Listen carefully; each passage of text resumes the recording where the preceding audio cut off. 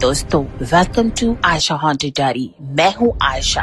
चलो कहानी शुरू करें। आज की कहानी है एक ऐसी डॉक्टर की जो लोगों के लिए भगवान था। शहर का सबसे बड़ा अस्पताल जहाँ हर मुश्किल केस डॉक्टर देव मल्होत्रा को दिया जाता था। लोग कहते थे उसके हाथों में जादू है। वह शांत रहता था, कम बोलता था और मरीजों से हमेशा एक ही बात कहता था, घबराइए मत, अब आराम मिलेगा हमेशा के लिए।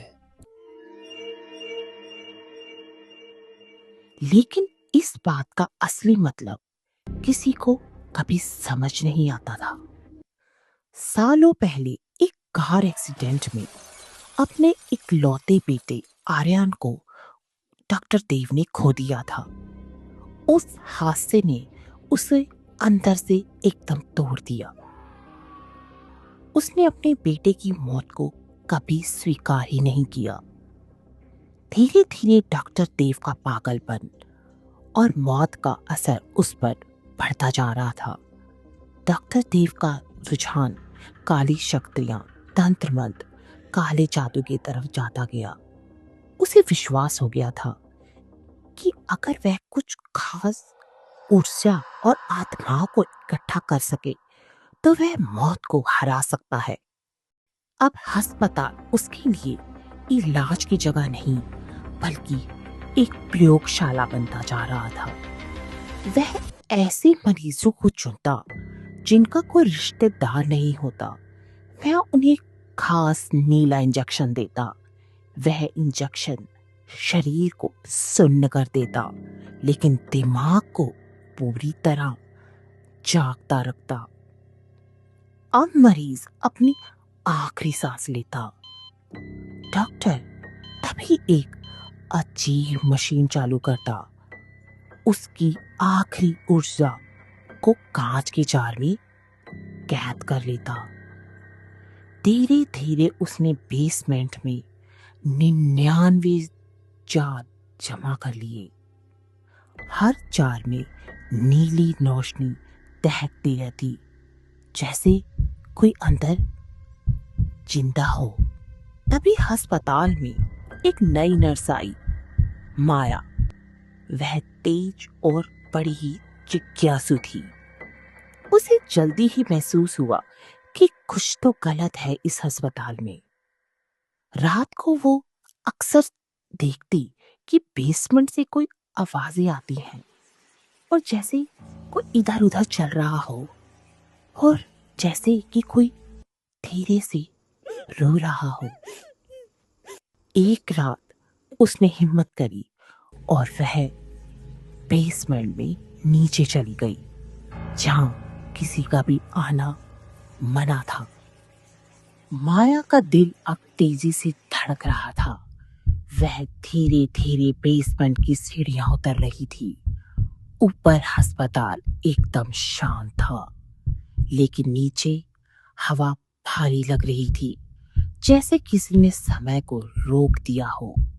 हर कदम के साथ उसे हल्की फुसफुसाहट सुनाई दे रही थी। सीढ़ियों के अंत में तभी उसे दिखा एक पुराना दरवाजा जो आधा खुला हुआ था। उसने धीरे से उसे धक्का दिया और जैसे ही दरवाजा खुला, माया की सांसें थम गई। चारों तरफ कांच की जार रखे हुए थे। हर जार से नीली रोशनी धड़क रही थी, जैसे कोई अंदर कैद होकर छटपटा रहा हो। कमरे के बीच में था एक भारी भरकम स्टील का मेज और उस पर एक छोटी बच्ची का शरीर था, बिल्कुल स्थिर, जैसे समय वहीं रुक गया हो। माया पीछे हटने ही वाली थी कि उसे एक मशीन दिखी जिसमें थी एक रिकॉर्डिंग। उसने डरते हुए बटन दबाया। तभी कमरे में डॉक्टर देव की आवाज पहुंच उठी। दर्द इंसान को तोड़ देता है और मैं दर्द खत्म करता हूं। हर आत्मा एक ऊर्जा है और ऊर्जा कभी मरती नहीं। बस एक और सब पूरा हो जाएगा। मेरा बेटा वापस आएगा। माया के हाथ कांपने लगे। अब उसे समझ आ गया कि डॉक्टर क्या कर रहा है। जैसे ही माया ऊपर पहुंची, एक गर्भवती महिला स्ट्रेचर पे लाई गई थी। वह दर्द से करहा रही थी। डॉक्टर देव शांत खड़ा था। उसने मरीज का हाथ पकड़ा और वही बात दोहराई। घबराइए मत, अब आराम मिलेगा, हमेशा के लिए। उसने नीला इंजेक्शन तैयार किया। माया को सब समझ आ चुका था। उसने डॉक्टर को रोकने की कोशिश की। डॉक्टर, इसकी जरूरत है क्या? रिपोर्ट्स तो बिल्कुल नॉर्मल है। मुझे समझ नहीं आ रहा सब कुछ इतना जल्दी कैसे बदल गया। आईसीयू से अभी बच्चे के रोने की आवाज आई, लेकिन वहां कोई नहीं था। डॉक्टर, मुझे यहां कुछ अजीब लग रहा है। ये फाइलें क्यों छुपाई गई हैं? हर मरीज को वही इंजेक्शन क्यों दिया गया? आप सच क्यों नहीं बता रहे? मुझे जवाब चाहिए डॉक्टर। ये सब गलत है और मैं इसे छुपने नहीं दूंगी। लेकिन डॉक्टर ने उसे गुस्से से कमरे से बाहर भेज दिया और दरवाजा लॉक कर दिया।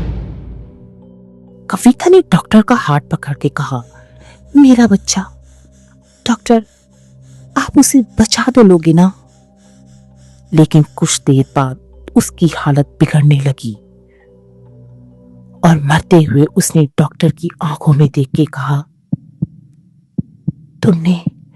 तुमने मेरा बच्चा छीन लिया। अब तुम्हें कभी चैन नहीं मिलेगा। जैसे ही उसकी जान गई, माया अब पूरी तरह डर गई। अब उसे यकीन हो गया था कि अगर उसने हिम्मत ना दिखाई, कुछ ना किया, तो और बेगुनाह लोग डॉक्टर के हाथ मरेंगे। उसने तुरंत पुलिस के पास जाने का फैसला किया और तभी अगले दिन पुलिस अस्पताल पहुंची। डॉक्टर से सवाल किए गए, पर डॉक्टर देव शांत खड़ा रहा और हल्की मुस्कान के साथ बोला, तुम नहीं समझोगी। दर्द को लंबा क्यों करना जब उसे खत्म किया जा सकता है। डॉक्टर ने 100वीं रूल को कैद करने की कोशिश की। पुलिस उसे गिरफ्तार करने लगी। तभी अचानक पूरे अस्पताल की लाइट्स बंद हो गई। हवा ठंडी हो गई। कांच टूटने लगे। ऑपरेशन थिएटर का दरवाजा धीरे धीरे खुला। तभी वहीं उसी गर्भवती महिला की परछाई दिखाई दी। उसकी आंखों में दर्द और गुस्सा था। उसके पीछे धुंधलिया आकृतियां उभरने लगी, जैसे सभी आत्माएं कैद से आजाद हो गई हो।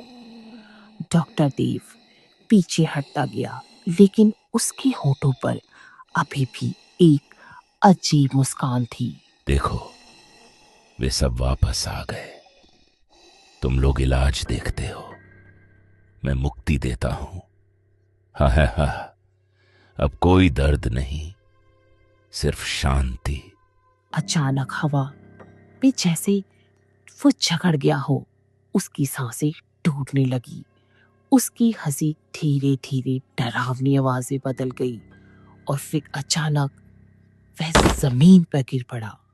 उसका शरीर शांत था, लेकिन चेहरे पे अभी भी एक अजीब सी मुस्कान थी। पुलिस ने तुरंत अस्पताल को सील कर दिया। कुछ दिनों बाद बेसमेंट से मिले सारे जार अचानक गायब हो गए, जैसे कि कभी वहां थे ही नहीं। डर और अफवाहों की वजह से अस्पताल को गिरा दिया गया। तकरीबन 60-70 साल बाद उस जगह एक नया अस्पताल बना। सब कुछ नया था, लेकिन कुछ लोग कहते हैं कि रात में गलियारों में सफेद कोट पहनकर एक डॉक्टर दिखाई देता है। कभी कभी दूर से धीमी आवाजें सुनाई देती हैं और लोग कसम खाते हैं कि वहां एक गर्भवती औरत की परछाई देखी गई है जो अब भी अपने बच्चों को ढूंढ रही है। और एक डॉक्टर जो आज वही सफेद कोट पहनकर लोगों को बोलता है, घबराइए मत, अब आराम मिलेगा हमेशा के लिए। तो दोस्तों, कैसी लगी आपको ये कहानी? मैं आयशा मिलती हूँ आपसे एक नई कहानी में on Ayesha haunted diary. Please मुझे सब्सक्राइब कीजिए, मुझे आपकी साथ की बहुत ज़रूरत है। और बेल आइकन दबाइए और मेरी वीडियो को लाइक कीजिए। और हाँ, आप कमेंट में अपनी राय मुझे ज़रूर दीजिए। मैं आपके कमेंट्स ज़रूर पढ़ूंगी और उनका जवाब भी दूंगी।